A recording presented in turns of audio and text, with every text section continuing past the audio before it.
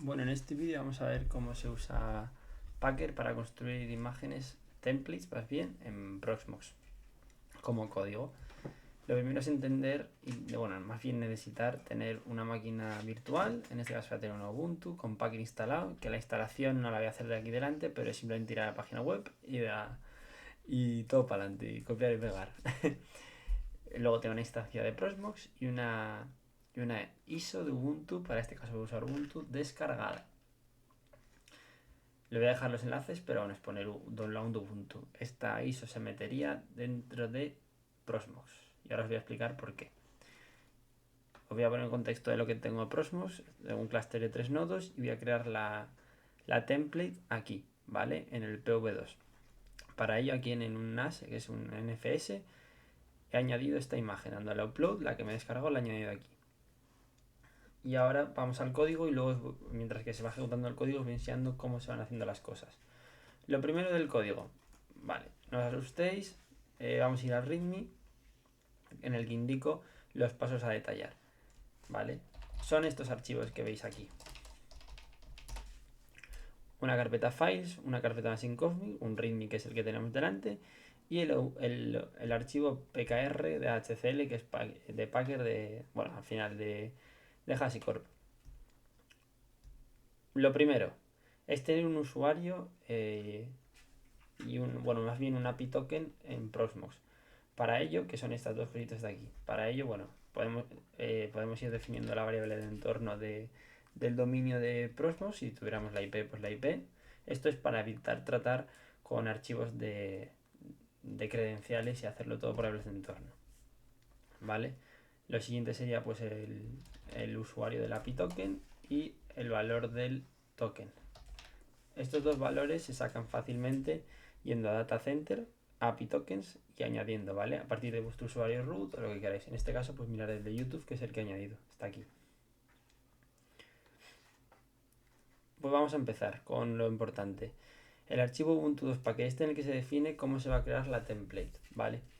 Lo primero es básicamente como Terraform.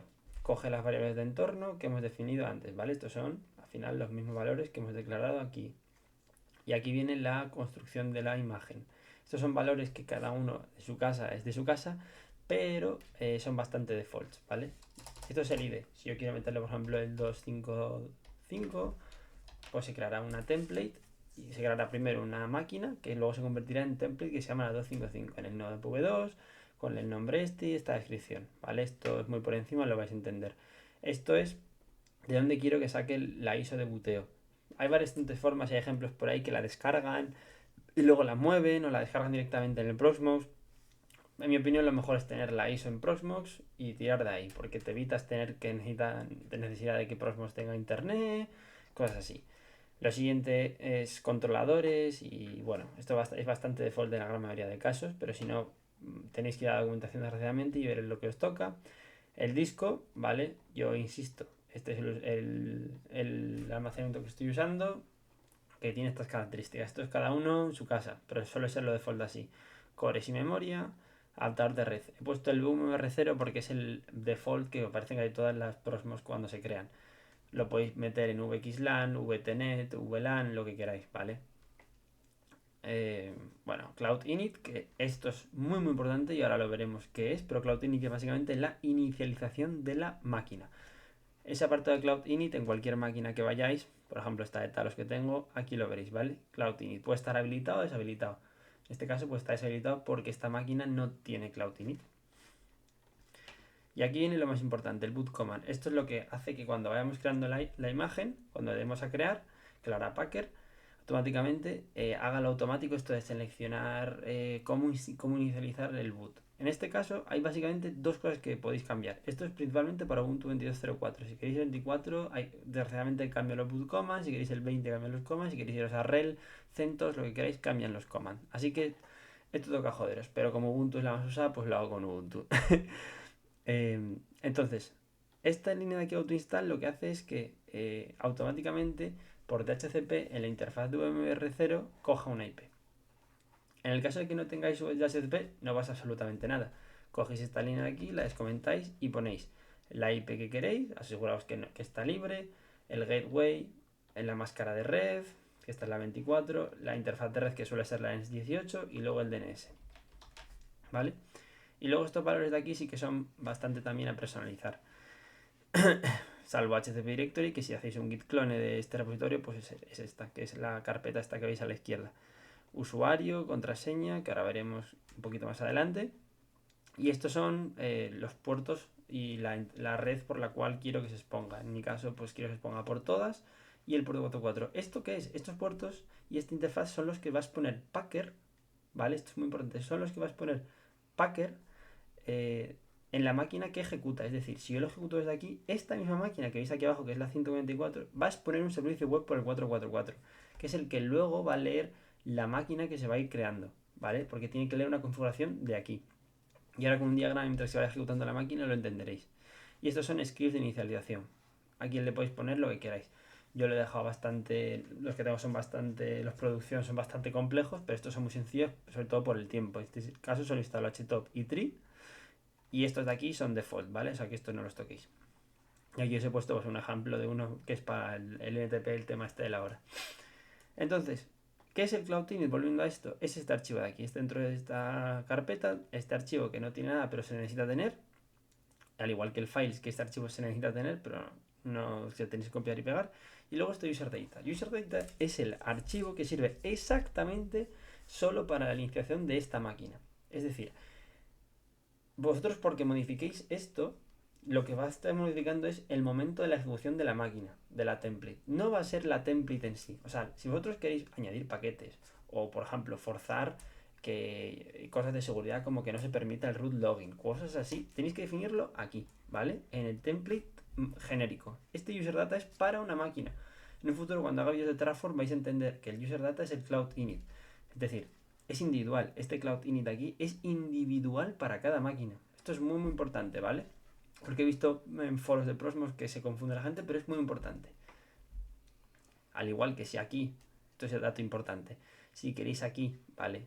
Declararlo como IP estática, simplemente pues haríais esto y os aseguráis que estos valores de aquí, ¿vale? Que os he puesto aquí comentados, son los mismos. Para el ejemplo son exactamente lo mismo porque lo hice antes con un ejemplo y son los mismos.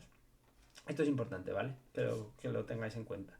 Y os he metido aquí una cosa, un detalle que luego os voy a comentar. Que es cosas del MTU.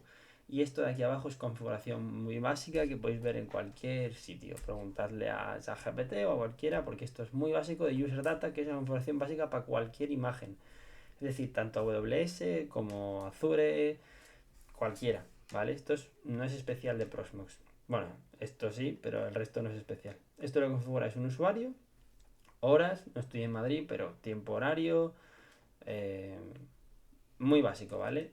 Usuario, esto es una contraseña, así en hash 512 que se genera ejecutando esto. Esto es algo básico que podéis vosotros tocar como queráis.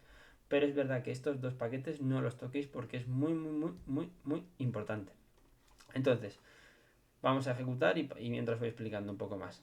Una vez hemos declarado estas dos cositas, bueno, tres, hacemos un validate. Esto es lo que va a hacer como un Terraform validate, va a ver que el archivo este Ubuntu pues no tiene un fallo de sintaxis o lo que sea, o una variable no referenciada, cualquier cosa así. Entonces ya hacemos el packer build. Y esto, vamos a ir rápido. Mirad que dice creating VM, ¿vale? Pues si nos vamos rápidamente a Prosmox, aquí la 255, que es el ID que le hemos dado, la está creando, ¿vale? Nos vamos a console porque vais a ver ahora lo que va haciendo rápidamente Packer. Esto lo haciendo automáticamente. ¿Veis esto de aquí? Esto es el boot command, lo que le hace que sea automático, ¿vale? Si no, tendríamos que ir, pues, a lo típico de si habéis configurado una ISO a mano, que yo realmente he hecho bastante, desgraciadamente, tenéis que hacer, pues, las típicas cosas de seleccionar el idioma y demás. Todo eso, gracias a Packer y a User Data, se hace automáticamente. Entonces, vamos a ir dejándolo ahí y nos volvemos a la terminal porque hay una cosa que os quiero explicar. Es muy muy importante que esta máquina que ejecuta Packer, si veis aquí en este log, Start HTTP Server en 444, es importante que esta máquina que ejecuta Packer, que en mi caso veis aquí abajo a la izquierda, la 1.44, tenga conexión directa con esta, ¿vale? Porque esta de aquí va a tener que leer los archivos que estás poniendo esta de aquí en el puerto 444. Y para que os veáis, yo me cojo esta IP y me la busco al 444, ¿vale?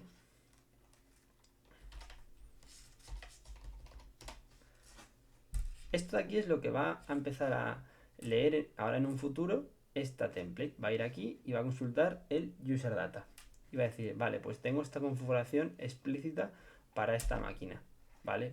Pues necesitaría ponerle el idioma, el tecla, o sea, el idioma de la máquina en inglés, el keyboard en español y configuro esto de SSH para esta máquina.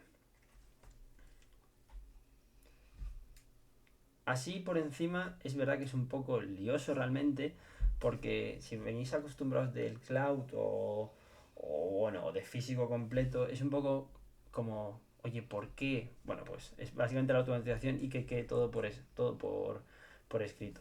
Entonces, una vez pasado la iniciación que se llama el boot, aquí lo que va a hacer, que se está quedando un poco pillado, no os preocupéis, es que va a leer el archivo, voy a cerrar esto, es que va a leer el archivo user data. Ahora está cargando el cloud init. Es decir, esto es lo que está cargando ahora.